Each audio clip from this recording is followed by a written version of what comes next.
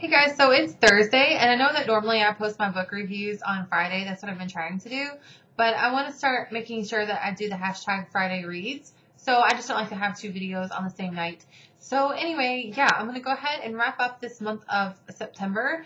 Earlier in the month, I told you all the books that I was going to read, and I've been trying to review one every week, plus my 2 extra books that I read. Anyway, this week I'm going to wrap it up and tell you about my last 2 books, which are The Great Gatsby by F. Scott Fitzgerald and Gerald's Game by Stephen King. So I'm going to go ahead and talk about The Great Gatsby first. I got it on my e-reader. I think this might have been free or like 95 cents. The cover doesn't show up too well. It's not the cover that we're used to seeing on The Great Gatsby. It's usually that dark blue with the woman's face.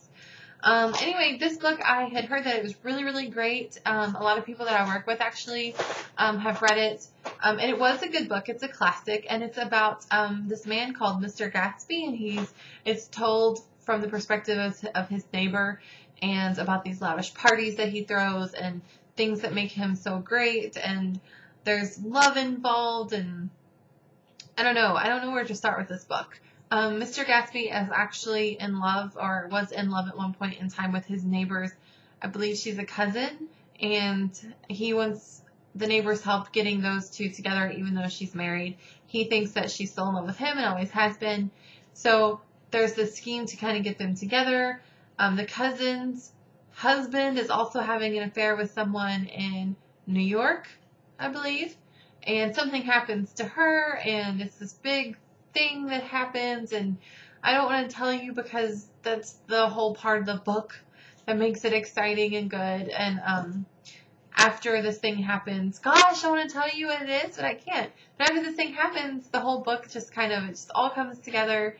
It's not a mystery what happens to her. You find out in the book, but it's very shocking. This is not what I expected. I expected The Great Gatsby to be about a man named Gatsby. That was great for some reason, and I guess in his own way, The Great Gatsby was great, but not in the way that I thought he was going to be. This book did not play out in the way I thought. It's sad, it's bittersweet, but I mean, it's a really, really good book, and I know I'm not making it sound like it should. I know I'm not making it sound as interesting as I should. But like I said, I suck at these reviews, so I really hope that if you haven't read this book, you do. Once I read reviews about it, people either love it or hate it, it seems. It doesn't seem that there's a lot of middle ground there. But I really liked it. I usually try to buy books that I like. If I buy them on my Nook, I try to buy the physical book if I like them. And I gotta be honest, I'm not sure if I'd love it. Okay, yeah, I probably would reread it again, so I probably do want it in my collection. So yeah, it's worth reading, and if you can get it for 95 cents or for free on your e-reader if you have one, then it's definitely, definitely worth that. Like I said, you'll either love it or you hate it, it seems to be. I'm kind of feeling a little bit indifferent about it now that I talk about it, because it was a good book, but it does end up kind of sad. But it's very shocking what happens, and it's worth reading just to find out and to see how everything ends up. So that is my review. I'm sorry, it's kind of a crappy review. But that is my review for The Great Gatsby. I give it a solid B+ just because it is kind of a sad sort of book. The next book, my last book that I read for this month that I talked about before, is Stephen King's Gerald's Game. I read this book in high school, like I said before, and I wanted to reread it because it went along with the theme of the month, which I asked in one of my previous videos, what do H.G. Wells, F. Scott Fitzgerald, and Stephen King have in common, or whoever it was, D.H. Lawrence, I believe. The thing that they have in common is that they are all September-born babies, so if you are born in the month of September, apparently you have a really good chance of becoming a famous writer.